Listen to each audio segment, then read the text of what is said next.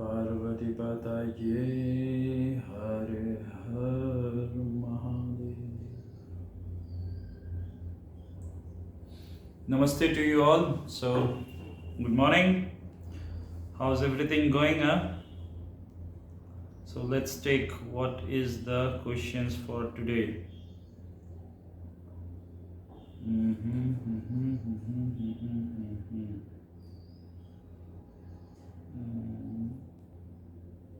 Where are the questions?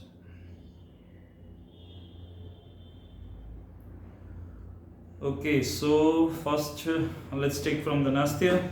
She has asked to explain about the eclipse. See, eclipse are very beneficial time, and this time you can use for making your aura more stronger.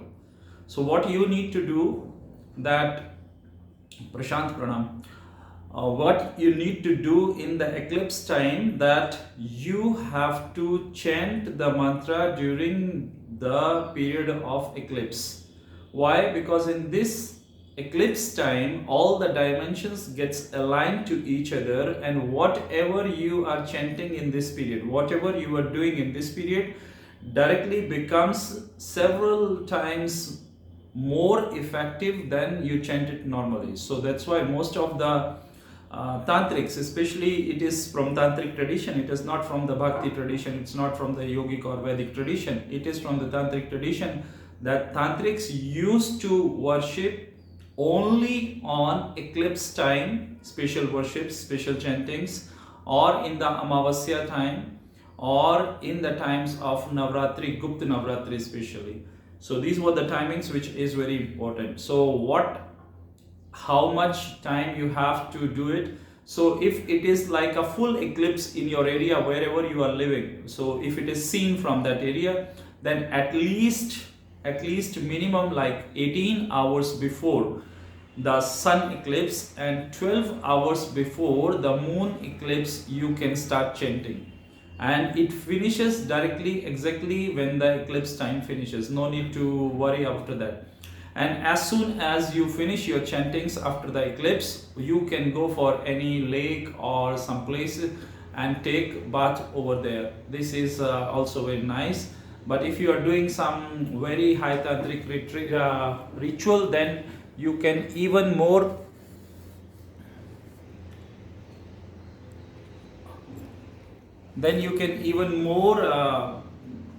do that it will be not. You can even burn these clothes. You can even burn the clothes on which you take bath. But on the journal, when you are not doing some special rituals, then it's okay. No need to worry about that. So this is about the eclipse, which you should know. Any mantra you can chant in this period, any mantra, but the Guru mantra which you got from your master, or Mahavidya mantra, is the best to chant during this period. If suppose somebody is from the Vedic tradition and he also want to use this, then they can use it with the help of Gayatri mantra. You can use this period by adding Gayatri mantra on the beginning of your mala or in the end of your mala. Both the sides you need to add Gayatri mantra. Before you start chanting on the one round of mala, you speak the Gayatri mantra. And as soon as the mala is finished, again you speak Gayatri mantra. Then before starting next mala, again you speak Gayatri mantra, and the whole mala is finished, again you speak Gayatri mantra. It empowers the mantra process in your life. Okay, so let's come to the next questions. Okay, Darshan ji is asking that I was born in 1999, my dad born in 1968. Does it mean that I was not in my past life during 1968 to 1999? No, not necessarily. See, more special the soul is, he need more planning. It's like you have your life, you have your life, and there is a life of president, or there is a life of prime minister, and there is a life of a mayor of your city, and there is a life of a governor of your state. So there is a different life. As much as more the responsibilities are, the life has to be more planned. That is the way it is. So strong souls do not take birth without a proper planning and arrangements. So it is not depending on the time. Even they can be born within the 3 days. There is not a problem. Like 3 days to 43 days is the time which takes Atman takes Jiva takes about time to transfer from one body to another. But sometimes when the proper arrangements are not made, or if the right mother is not available, then sometimes it can take up to several thousand years to take a birth. Okay, so you cannot say that if your father is born in 1968 and you are born in 1999, then this much time you was not in the previous birth. You could be. It is not like this. Normally what happens, like for the normal people, they repeat in their family. Like a grandfather is born again in the family, and grandfather is like, even if your grandfather is alive and your father has been born, and like you can be your grandfather. It is not necessarily that you will, if your grandfather is dead before your death, you can be your own grandfather. So it is possible. The possibility is there. There is no such rule that if your father is born in 1968 and you are in 1999, then in this time you was not in past life. You could be in the past life until you are born, 9 months before that, sometimes even less than 9 months. Special souls comes not exactly when the baby is conceived, they comes right after that, like some time before, but the arrangements are made in the advance. Okay, so this is not something which you need to worry about. It is not so much important. Okay, what is the next? प्रशांत, क्या मैं आपके पास आके सीख सकता हूँ? नहीं, अपने घर में रहो, काम धंधे पे ध्यान दो, पैसा कमाओ, मेरे पास आने की जरूरत नहीं है. ठीक है? Okay, next is Pinky. Pinky Chawla is asking that how we can control the aggression and heal our soul from the suffering. See, basically what human is doing is very foolish. I always laugh on human miseries. I always laugh on human miseries. Okay, I repeat again. I always laugh on human miseries, because there is not even a single reason to be sad in this life. And human is always sad. He is finding problems from nowhere.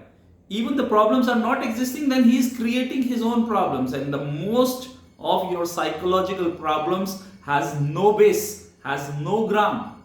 Just because of some wrong understanding, you are going through this hell all your life. That's why I say, even psychiatrists cannot help, because you are not ready to help yourself. Psychiatrists just listen to you, and when you speak, when you speak out your problems, you feel little relaxed. That's all the psychiatrist does. He's not doing some big deal with you. He's giving you a chance to become empty. That's all. But the real work you have to do. You have to work on yourself. So some people, they love problems, If one problem will finish, they will find another problem. If their life does not have a problem, they will find a problem in the other's life. But the problem will be always a part of their life. Sometimes what is happening, I always say this story of Baba Nanaka, who was like traveling to the Middle East, and on the way that he catch up one tree and was not leaving this tree. And the Bala Mardana who was with him, they said, like, Babaji, let's go. And he said, no, this tree is not leaving me. And he said, Babaji, don't make fool of us. You are not leaving the tree. Tree is there. He is not doing anything. He is not holding you. It's you who is not leaving. Then Baba Nanaka said, this was the only thing which I was trying to explain you from so many days. The Maya cannot hold you. The miseries cannot hold you. The problems cannot hold you. All the problems cannot hold you. It's you who is holding them. It's you who is holding the problems. It's you who is holding the guilt. It's you who is holding the suffering. It's you who is holding all the sins. You are holding the Maya. Maya is not holding you. The problem is what? Because your focus is not on you. Everybody seems to be selfish, but really, believe me, it's very hard to find a really selfish person in the world. I'm the most selfish person in the world. Selfish means when the self is higher than anybody else, when the self is the supreme, when no guilt can touch it, when no problem can touch it, when no miseries can touch it, when all emotions looks very shallow, when you are your own commander or owner. I always say that normally we live the life of others, we don't live our life. So how to get out from this suffering? If you are having this suffering, first you need to understand that every jiva in this world is suffering or enjoying because of their own karmas. Because of their own karmas from this life, because of their own karmas from the past life. There is no such thing that you can harm anybody. But yet you get bad karmas. How? Because you become a doer. You are becoming as a doer, then you become as a sufferer also. If you are not a doer, you are not a sufferer. Very simple thing, need to understand that if you do good things, what kind of result you get? Good result. And if you do bad things, what kind of result you get? Bad result. Then if you do nothing, what you get? Nothing. But how you can do nothing? There is only two ways to do nothing. One is either you are so much lost into the action that you don't even remember where is the action and where is the actor. Both became one. So you are out of this guilt and sin. There is no sin, there is no sinner. There is no act, there is no actor. So when you are 100% into the action, you are free from the karma. But another side, if you are 100% devoted, like you, whatever you are doing, you devote this to your Ishta, to your God, to your demigod, to whomever you believe in, to your master, then you are not the doer of this karma. And when you are not doer, you will not be facing the results of this bad karma. Okay? So, but normally what people do, okay, bad karma, we are not the doer. But the good karma, we are the doer. No, this will not work. If you are doer, then you are doer for each and every karma. If you are not doer, you are not doer for each and every karma. Sin and guilt is a part of a social world. It is not a part of spiritual world. If you will read all the text psychologically available on the sin and guilt, you will find that these all texts are manipulated by the societies to control human. There is no other relevant theory about it. I will give you one example. Muslims can marry, other than their real brother and sister, they can marry anybody else. You know, those who are not born from their own mother, they can marry anybody, their cousin, sister and all, everything, like uncle's sister, uncle's daughter, cousin's daughter, or somebody, anybody they can marry. Okay? For them, it is not a sin. There is no guilt. Okay? So on another side, the Hindus and Christians, they don't marry their cousin sister. They don't marry uncle's daughter. They don't marry that's like somebody who's in very, very close relationships. Why? There it is sin and there it is not sin. Why for Hindus it is a sin, and why for Christians, for Islamics it's not a sin? Why? Very simple, because it is grown in the society. Marrying a cousin sister is not any kind of act. It is not a sin. It is not sin. So you need to understand that most of the things are like this. They are not good, they are not bad. In which kind of society you are growing up, in that kind of society, what kind of beliefs are there, according to that beliefs, you understand this is right or this is wrong. And this is the reason we are always influenced by the social means. We don't know what we want. We are always just following what others want us to do. So one thing to come out from your own struggle and suffering of your own guilts is to just say, I am Atman and I am free from everything. And start to say it to you. Shivoham, Shivoham, Shivoham, Shivoham. And as soon as you repeat these words has such a power that they releases all kind of suffering from you. One day we all die in this physical body, but we never dies. As we never does. We are always free. Understanding that Atman, experiencing that Atman can release all kind of sufferings in one day, in one moment. Without this understanding, without this experiencing, it is difficult. So in that cases, you have to do some affirmations with you. You have to do some affirmations with you that you are the divine himself who is free from all kind of sin and guilt. And technically also you are not responsible for it. If somebody dies or somebody is born, it's not in your hand. The Krishna has said in Bhagavad Gita, life and death, profit and loss, name, fame, and how to say this, illusions, they are beyond your reach. You cannot control them. So better not to control, just to be free. Allegations, name, fame and allegations are not under your control. So you have to be free from this, and you should not worry about this thing. If somebody is born, be thankful. Somebody died, be thankful.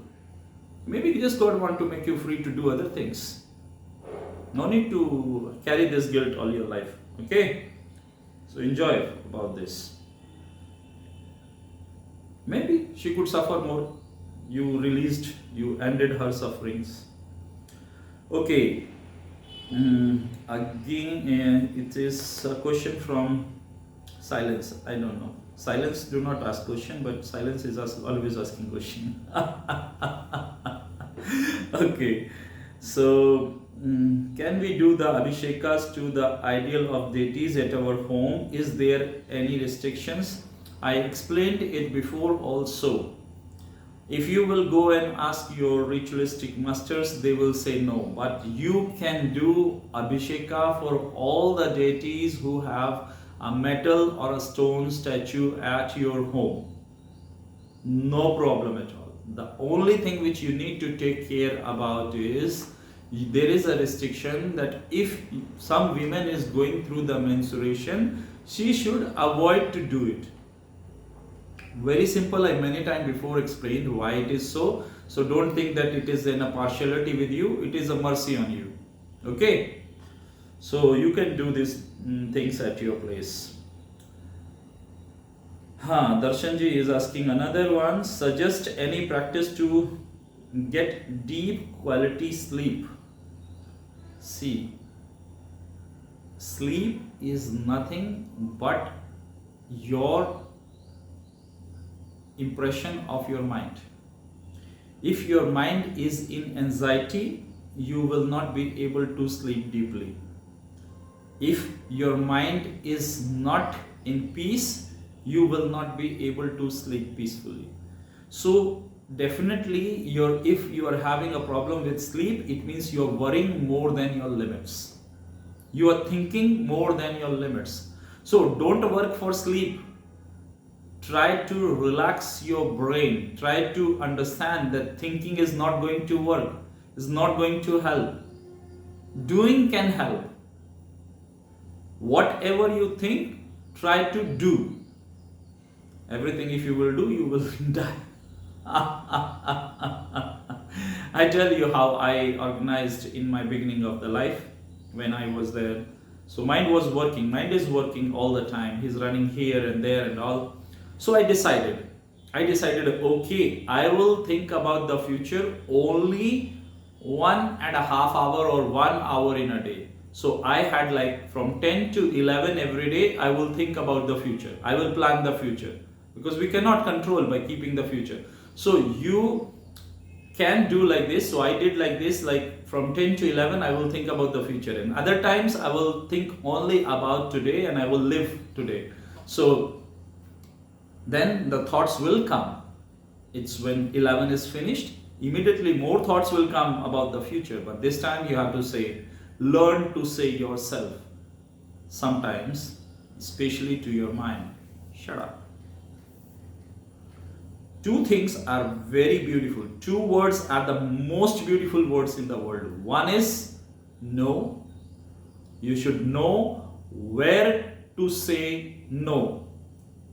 You should be brave enough to say no. If you will say no in the beginning, you will never blame yourself or somebody else for something. One magical word is no. People say yes is the magical word. I say yes is nothing in front of no. No is a magical word. And no is a magical word for others. And shut up is a magical word for your mind. Whenever he goes on his way and doesn't follow you, you can just say him, shut up. Tomorrow. Always push him to tomorrow. Always push him to tomorrow. You want to think about future? Tomorrow, 10 to 11. Time is fixed. You have to make experiment with yourself. You have to work on yourself. Unless you don't work on yourself, you, no matter to whom you listen, it's not going to change your life. I have seen even Babas who are in tension, who are in anxiety, who cannot sit peacefully 10 minutes. Forget about the normal people. Because they have too much plans. They want too much. If you are becoming a Baba and an inner joy is not spreading into your heart, and you cannot bloom like a flower, you cannot laugh like a child, what the hell you are doing in your life? So don't worry about these things. Don't worry about what is right or wrong going in this way. But the deeper practice to improve your sleep is the deeper practice to improve your life. If you improve your everyday life, you can improve your sleep. And sleep is like for sleep, for spiritual life and for materialistic life, there is three things which are very important. One is sleep, second is food, and third is hard work. Work, food and sleep. These three things are very important. How much work? How much physical work? Physical work, for at least without the raise in temperature, you will have sweating at least once. Those people who are above 60, for them it is said that armpit should be wet. Those who are above 60, for them it is said their armpit should be wet. Or those who are below 60, they should have really proper sweat, not because of the temperature, by hard work. Okay, so that much physical work is required. Second thing is food. How much food is required? How much food will not make you feel heavy? That much food is required. Okay. The third is sleep. How much sleep is required? Until your body don't wake up. Don't push your body to wake up. If you push your body to wake up, you will not be healthy. Sleep 3-4 hours. 3-4 days continuously sleep if you like sleeping too much. There is no problem. Nothing is good. The sky is not going to fall. The world is not going to collapse. The world has already collapsed since the beginning of it. There is not short of time. Don't run. If sleep is not getting better, it means you are not living your life. You are living somebody else's life. When you are living somebody else's life, your sleep cannot be a better sleep. 100%. Because you are filled with anxiety and tension. Stress is always there. If I am sleeping on a bed, I can fall. But if I am sleeping on the ground, there is no chance to fall. Understand? Okay. Can I keep Shivalingam in the house and do Abhisheka? Yes, of course you can keep Shivalingam in the house and do Abhisheka. Shiva is the only God in the world. Only God I am saying. In the world I am saying. Among all religions. Shiva is the only God in the world who does not require any rules and regulations. Shiva is the only God in the world who accepts all as they are without changing them. He accepted Ravana with all his ego. He never said, Ravana, okay, go away, you are too much egoistic, don't come to me. Shiva accepts everyone, and this is the drawback, this is the sad thing, that in this country, Shaivism came to an end. Shaivism is finished. There is no more Shaivism here. Most of the Shiva temples are also owned by Brahmins, and they think like Brahmins. They don't think like Shaivs. In Shaiv, there was no casteism. There was no caste, no Brahman, Kshatriya, Vaishya, Shudra in Shaivism. What you read as an Indian religious history is not an Indian religious history, is the Vaishnav's religious history. These Puranas are not the part of the Shaiv history or the Indian or the Bharatiya history. It is a part of Vaishnav history. So Shiva has no problem. Keep Shivalingam with him. Keep him in your pocket. Take with him wherever you go. You do Abhisheka. If you don't have anything, if you don't have even water, just Manas Puja. You just imagine that you are having a water of Ganga Ji in your hand and you are offering to the Shivalingam. That much he accepts.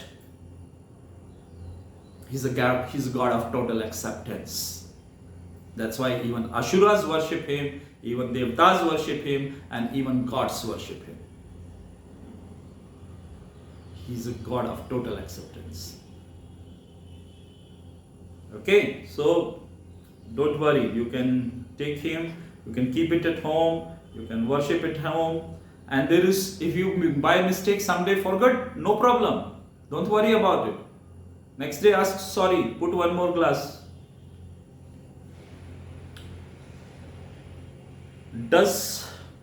Darshan asked one more question. It is, does organ donation affects next life? It can happen either way. See, psychologically, if you are not ready internally for donating the organ, just you donate the organ because you got influenced from other people, then it is possible that in next life you will be born with a sick organ. Which organ you donated in the past life. It is possible because psychologically you are not ready.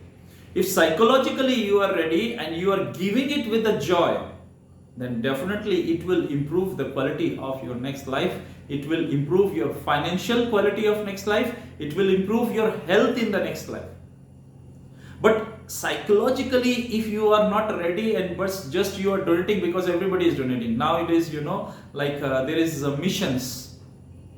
The hospitals are running some missions, like you can donate your eyes when you are alive. You can donate your liver when you are alive. You can donate your kidneys when you are alive. You can donate everything. And people are writing these letters and signing over there because they see that all their friends are doing, families are doing, people are influencing. But if you are not psychologically ready and you left your body not with a joy, not with awareness, then this can make your body sick in next life. Maybe you will be born with a lung cancer. Maybe you will be born with a liver, fatty liver. Maybe you will be born with some intestinal problem. Some of the health issues can be there because when you will leave your body and your body will be here until your body is not cremated. You will be next to your body. So you will be standing when they will be cutting your body and taking out this kidney. If you can handle it, if you're ready to handle and seeing that they cut your body and take out the kidney, then go ahead and do it. If not, be careful. Be careful. It can destroy your next life. Okay, I am not in a favor of donating the organs, and I am not against donating the organs. I am against if you are not prepared for it. If psychologically you have not worked on yourself. So donating organs is your choice, not mine, but you have to prepare yourself for that.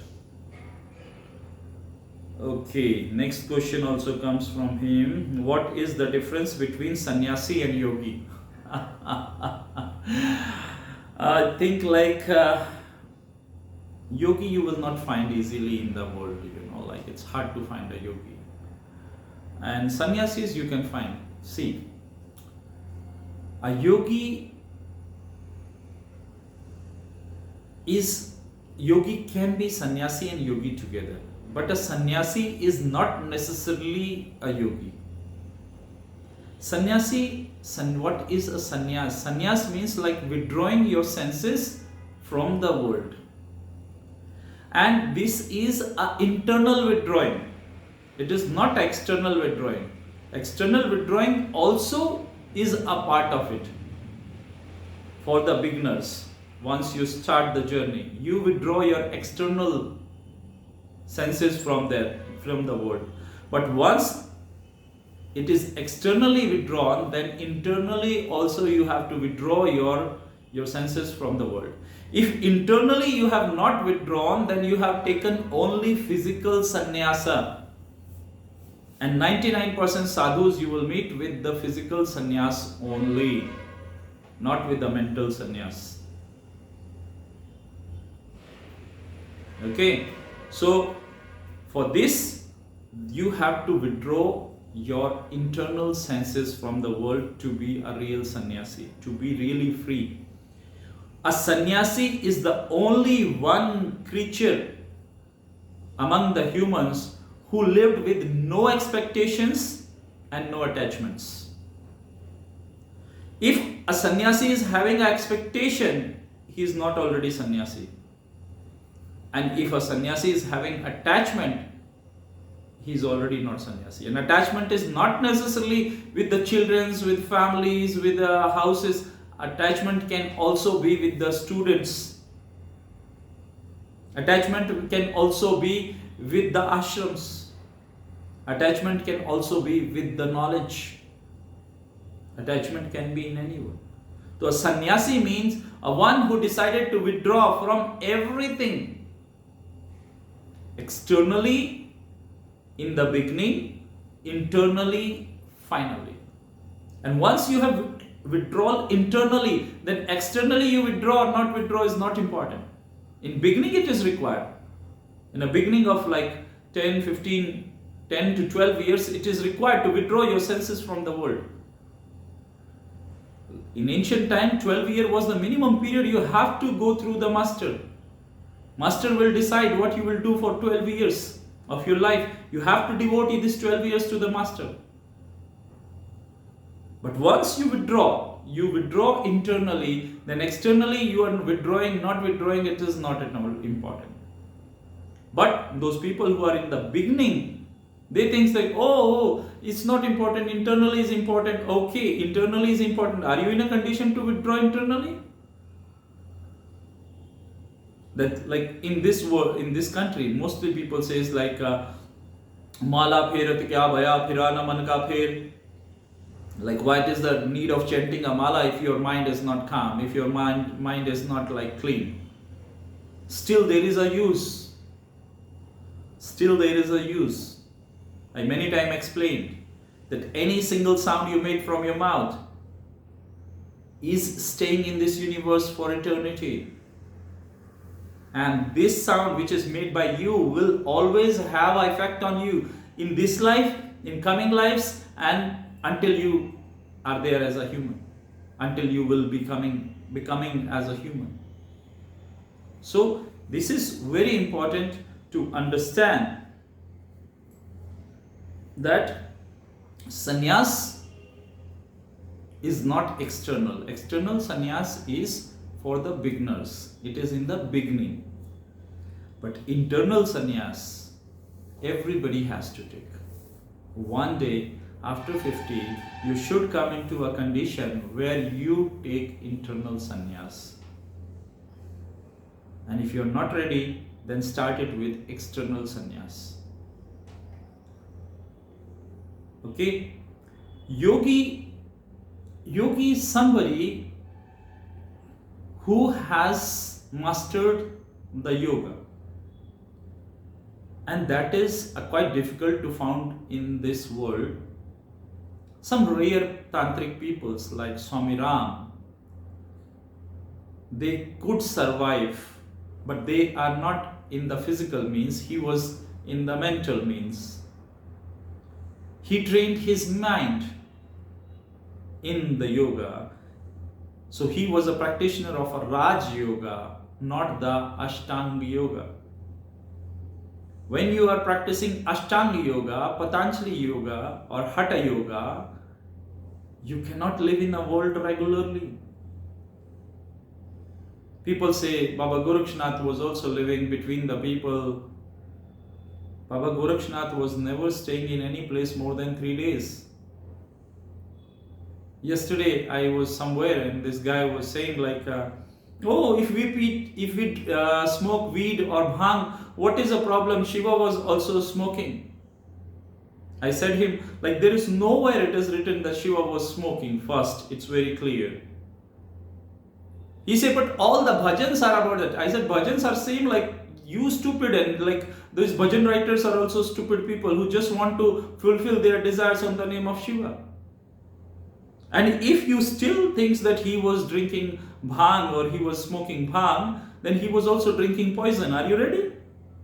Are you ready to take poison? Then only I will accept what I like. It is not like this. You can cheat anyone in this world, but you cannot cheat yourself. And if you cheat yourself, that is a real misery. That is a real poverty. Okay? Let's see what else is left.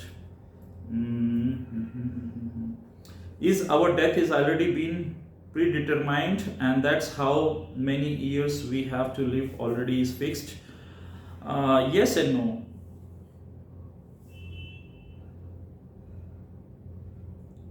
Our death is determined and no also. Like, understand, I many times explained when I was explaining astrology that when you are, when you are born with past life karmas. So your chart is being decided. And you are born, so they say this is this and this prediction is there. And 70 to 80% predictions are right. 20% they are variable.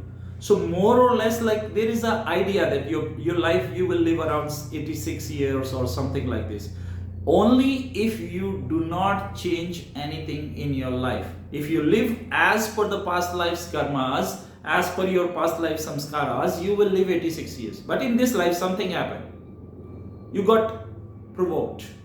You got attracted to spirituality, and you got some super interest in chanting some mantra or doing something or helping people or something special. You started putting plants, trees, then suddenly this karma is a positive karma for the universe, and this will increase and affect everything in your life. I have made this experiment in my life. If something is not there in your chart according to astrology, 11 trees, 11 fruit trees you plant, okay? Everybody who are listening to me, they can do it and see the result. If something you are not having in your life, then 11 fruit trees you plant, and make sure that they don't die and they grow up and start to give fruits. As soon as these all 11 fruits will start to come, these 11 trees will start to give the fruits, you will get what you wanted in your life, even if it is not in your karma. That much the work in nature is effective. Okay, so our death is predetermined in a way, yes, but you can extend it or you can minimize it by your actions. Like Shishupal and Krishna. Krishna said, okay, I will forgive him until he make 100 mistakes. And he make mistake 100 and Krishna killed. So if he could make this 100 mistakes in more 100 years, or he could finish this 100 mistake in one day. So in that way, in numbers, your death is not fixed. In mental, emotional level, yes, your death is fixed. Okay. How to stop watch dreams? What is the problem in watching dreams? You can watch dreams. There is nothing wrong in watching dreams. But if you still want to stop the watching the dreams, is like there is a simple practice which you can do. Before sleep, you can sit 2 minutes and watch your thoughts. And when you watch your thoughts, like a screen, like a TV screen, something is going on and you're just watching without getting effective and touch to it. And then you fall asleep. Then you will start to watch the dream. And you really not watching the dream actually now. The dreams are coming and you're just aware about that. But once you start to be awake in your dreams will disappear. Once you wake up in your dream, oh, I'm watching a dream, your dreams will start to disappear. That's unawareness is bringing the dream state. When you will become aware, your dreams will disappear. But there is nothing wrong. Let the dreams come. It is good for health. Your dreams help you to release the emotions. Dreams save you from depression. If dreams are not there, you will fall in depression in 10 days. And those people who cannot remember their dreams, they fall in depression very easily. Or those people who think that they do not see the dreams, they can easily fall into depression. So don't worry about that, about the dreams. Dreams are healthy. Everything is not bad. What is given to you is insulations. It is given to you as a security to save you from many things. Okay. Please suggest me any detox techniques for colon health. The best detox in the world is pumpkin juice. One day in the week or one day in a month at least, live on pumpkin juice. White pumpkin juice. Okay. In this you add little black pepper, like a pinch of black pepper you add to it, and it will help you to detox. And this is the best detox in the world. Okay, what Nastya was asking, how our hormones change with the age for men and women, and what should be done to keep them healthy. See, there is a biological process of changing the hormones, and this process is naturally in everybody's body. It depending upon the climate you are born and upon the country and the culture and the food which you are eating. Constantly the food is affecting the hormones, and if the food is very spicy, the hormones starts more faster and more stronger. That's why if you will see in some cultures, their all food is based only for sex. Like you go to Islamic culture, all their food, all means all, like not even a single food is there in their food culture which is not based for increasing sex. Why? Because they have to produce a lot of children. So if you are born in certain culture, then the effect of that culture also comes on your hormones. Other than that, the climate where you are living, if you are living in a hot climate, of course the hormones will be differently. If you are living in a cold climate, the hormones will be differently. So African hormones, they secreting in the body is differently, and the European, the cold country like Russia and Iceland, their hormones will secrete differently. So this is also a difference. Third is your lifestyle. What kind of lifestyle you are living? If somebody is working physically stronger, his hormones will be balanced. Somebody is not working at all physically, his hormones will be always disbalanced. And those who are lazy people, their hormones are always disbalanced. Those who are super active people, their hormones are also disbalanced. If you are practicing Ashtanga series or Vinyasa series, your hormones will be always disbalanced.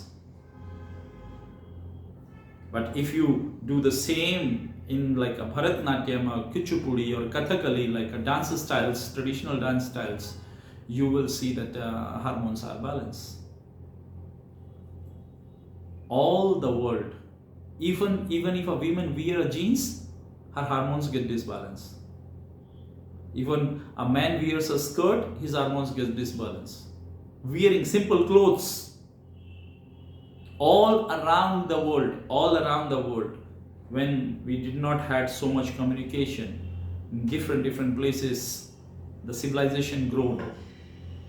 All around the world, one thing is common: women are wearing skirt or skirt type dress. All around the world. How come? It was not somebody who was telling message to another culture that make skirt for women. Why in 90% of the cultures in the world they created a skirt type dress for the women? Because it naturally balances the women hormone.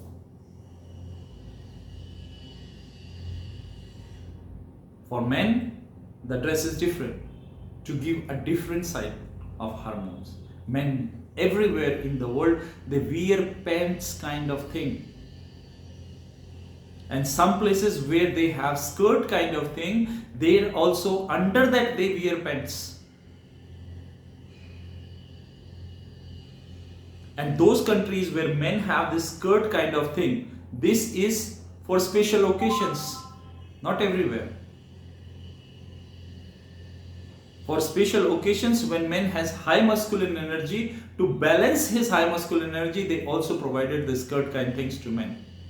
Like in India, the traditional dress is dhoti, which looks like a skirt, because you don't need a masculine energy 24/7. Even being a man, you don't need it. So when you work, you make this dhoti tie up in such a way that it becomes a pant or a half pant. But when you are not working, when you are relaxing, it becomes in such a way that you can relax, you can chill, and it becomes like a skirt. The dress among the dress, you can, in skirts only you can relax, either you are a man or a woman. So definitely it is affecting your hormones directly. So you need to understand how this age definitely is there. See, at the childhood when you are born, the hormones, some sexual hormones are not activated.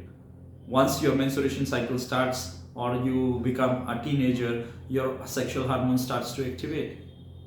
And then when a certain age comes, they are in full power, you cannot control them. And after that, there is an age coming when they slowly start to slow down. Then you want to boost them up with some kind of tonics. Sexual energy is directly your vital energy. Somebody who is closed for sex, his life will be a trauma if he has not awakened his inner flower. Why? Because it will bring him a lot of guilt. It will be in his heart, in his mind will be a lot of hidden desires, which he wants, but he cannot say because it's his positions. So need to understand that it is affecting by the age, and that is why I am saying you, before 50, don't go for spiritual processes. Go for worldly life, have normal life, have women, have men, have children, have money, everything. There is nothing wrong in it. If you will jump before time into something and you are not ready for it, you will suffer in it. And this is the problem. You're all of the teachers. 99.9% of the teachers are sick. They are not happy from their life. They are not enjoying what they are doing. If you're not enjoying what you're doing, why are you teaching others? What's the use? Be brave at least to say that, yes, I don't believe in the system. My beliefs, my experience is more precious for me than any other scripture of the world. If today you say you eliminate the Vedas, Puranas, Bibles, everything from the world, it doesn't shake me any down. You say that you eliminate the concept of the God from the world, it doesn't shake me down. My existence is because of me, not because of somebody. This you have to awaken. It is same for you. It is not I am God and you are not. You are also. But you have to awaken this state where you understand, where you see how you are God, how I am. What should we keep done to keep them healthy? I told you that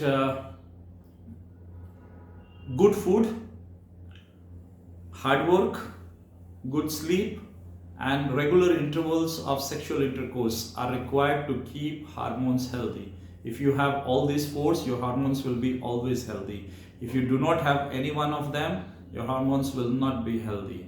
And in a woman, no need to worry about the hormones too much, because you know in one day 28 times the hormone changes in the women. Not 24 times, 28 times in one day. The hormone changes, like effect of hormone changes in her mind. So that's why it's instability is the stable nature of women. Okay, instability is a stable nature of a woman. No need to worry about it. No need to be sad about it. No need to be think like, oh, something is wrong with me. No, nothing is wrong. You are perfect. So just love it, care about it. What should I do? Absorb energy in temple. I don't get it, Darshanji. What should I do as absorb energy? So if you want to absorb the energy in the temple, go in unstitched clothes. Take a dhoti, tie a dhoti downside, wear a dhoti. Somebody is cooking. Black pepper always makes me like this. So, and my nose is very sensitive, you know, like sometimes two house on different side, they are cooking in black and putting some black pepper, and I smell it in the same time. So in the temple, to absorb the energy, you wear unstitched clothes. Take a dhoti down, take a dhoti up, and go to the temple. Then you will be absorbing all the energy of this temple. Anciently, women was also going same, but I don't know what the hell is happening with this culture. You know, it has totally lost because of Islam, because of Vaishnavas, because of all this khichdi which they made now. Everything is lost. And which is there little, people are blaming these things. People are saying these things are evil. You know, evil. I don't know how come. How come they are evil? Only people can be evil, nothing else. Energies can never be evil. What is a real brahmacharya and how to follow it? I am not a brahmachari, so better ask some brahmachari. Okay? Enjoy. Thank you very much for being with me. What is good morning spiritual practice for women to start a day with? My dear, the spiritual practice for women to start a day with is take a beautiful shower, go and stand naked in front of the mirror and say to yourself, wow, I am gorgeous, I am mind blowing. And then give a hug to yourself and say, I love myself. And the way you start your day by adoring yourself, all day you will enjoy. Okay, so rest questions send us for Sunday. We will on Saturday we will put the post for taking the questions from you, and you can send us in advance. Thank you very much for being with me. Namaste to you all. Enjoy your life. Keep living a blissful life. Om Sarve Bhavantu Sukhinah, Sarve Santu Niramayah, Sarve Bhadrani Pashyantu, Ma Kasyat Dukh Bhag Bhave. Om Shanti, Shanti, Shanti. Enjoy.